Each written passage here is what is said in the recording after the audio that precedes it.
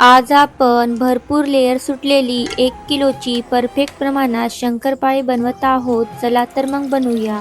इथे मी 1 वाटी पाणी, त्याच वाटीने 1 वाटी साखर पाण्यात वितळून घ्यायची आहे. लक्षात ठेवा, आपल्याला साखर फक्त पाण्यात वितळून घ्यायची आहे, चासणी बनवायची नाही. गरम केलेले 1 वाटी तूप टाकून सर्व व्यवस्थित असं मिक्स करू.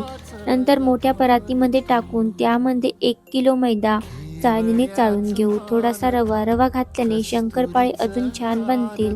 थोडंसं मीठ टाकून कोणत्या पण गोड पदार्थामध्ये मीठ घातल्याने पदार्थ अजून चवीला उत्तम लागतो.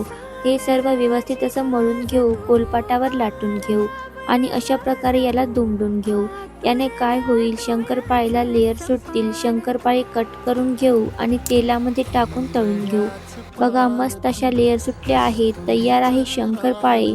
तुम्ही पण नक्की ट्राय करा. व्हिडिओ आवडल्यास लाईक, शेअर, सबस्क्राईब.